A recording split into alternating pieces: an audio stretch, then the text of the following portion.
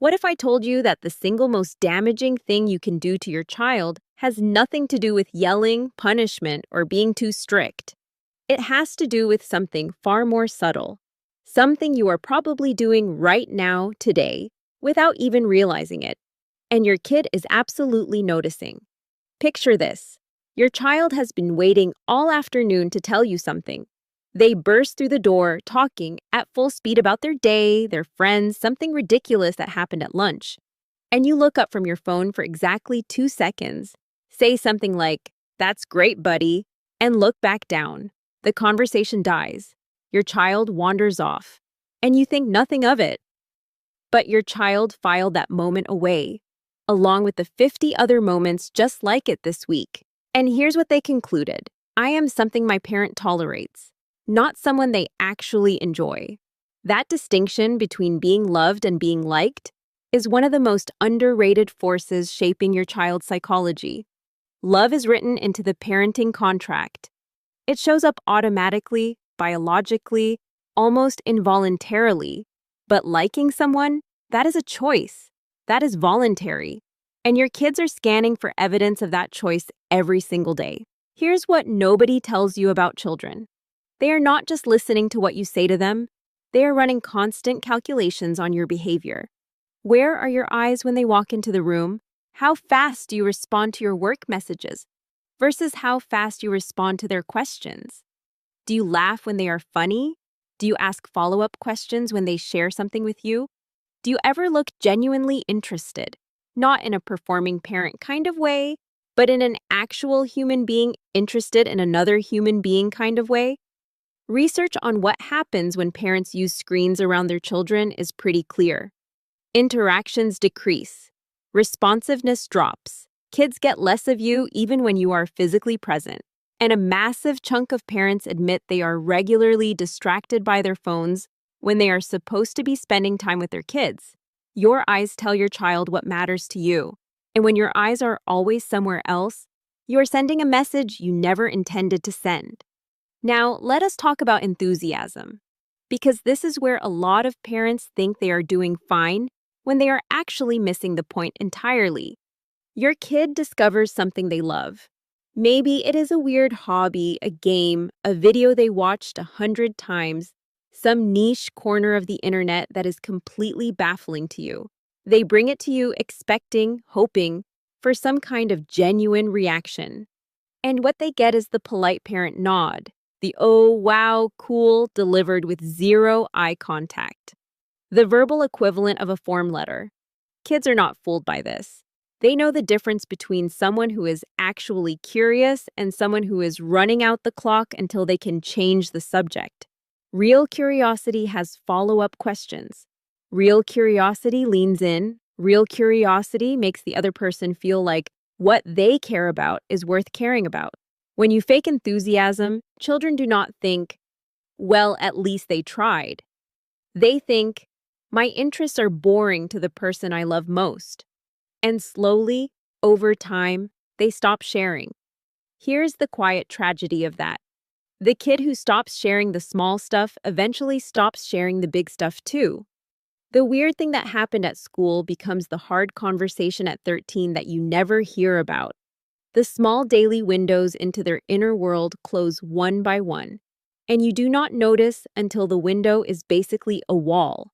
And then there's comparison, which is its own particularly effective way to tell your child they are not the kid you wanted.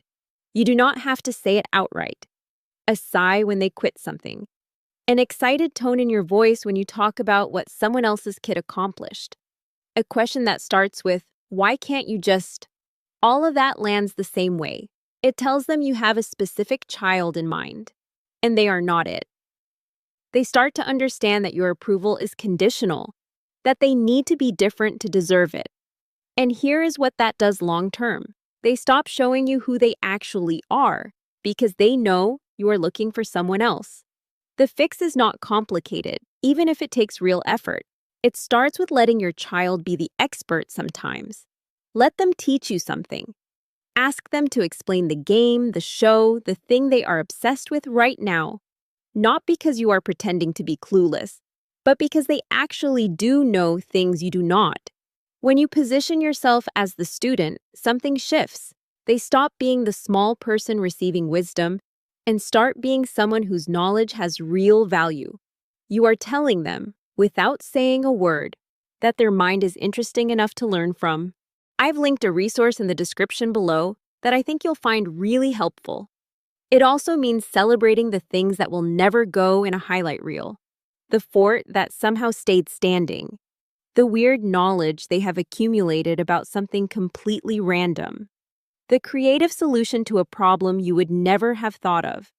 When you celebrate what makes your child specifically and uniquely themselves rather than what makes them conventionally impressive, you are telling them something powerful.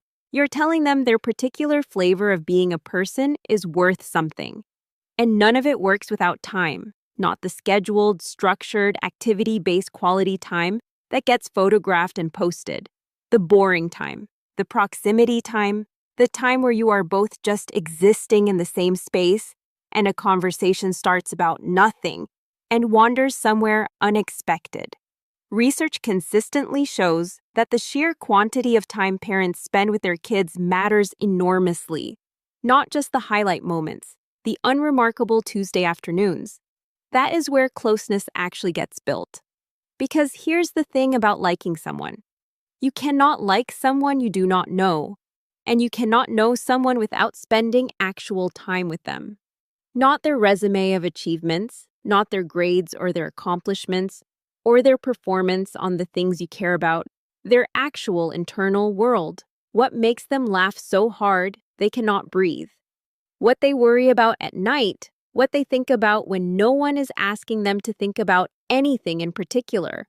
That knowledge only comes from time spent without agenda. When children grow up believing that a parent genuinely likes them, not just loves them out of obligation, but actually enjoys their company, something remarkable happens inside them. They start to like themselves, not in an arrogant way, in the quiet, solid way of someone who has evidence that they are worth being around. When someone you love laughs at your jokes, you learn you are funny. When someone you respect asks for your opinion, you learn your perspective matters. When someone chooses to spend time with you when they did not have to, you learn you are worth choosing. Your child absorbs all of that, and it becomes the baseline setting they carry into every relationship for the rest of their life. The adult who calls their parents regularly is not doing it out of obligation. They are doing it because somewhere along the way, their parent made them feel genuinely enjoyed. The adult who only shows up on mandatory holidays got a different message. They feel tolerated. And once they are old enough that the obligation piece falls away, they make their choices accordingly. This is the long game of parenting that nobody talks about enough. Every time you put the phone down, every time you ask a follow-up question, every time you let them teach you something or celebrate the weird thing they are proud of, you're making a deposit into a relationship that will either call you on a random Wednesday afternoon just to talk or will not. Those deposits happen in moments that feel completely ordinary. The story about what happened at lunch, the explanation of something you do not understand and do not particularly need to. The question about your opinion on something they are thinking about. Your kid does not need you to be endlessly patient or perfectly present or some kind of superhuman parent. They just need enough consistent evidence that you genuinely like who they are. That you are not waiting for them to become someone more impressive or more interesting or more convenient. That the person they are right now, today, in this season of their life, is someone you would actually choose to spend time with. Because that is the question underneath every single thing your child does around you. Not, do you love me? That one they already know the answer to. The real question, the one that matters more than you might realize, is, do you actually like me? And the answer you give them is not in the words you choose. It is in where your eyes go when they walk into the room. I've linked a resource in the description below that I think you'll find really helpful.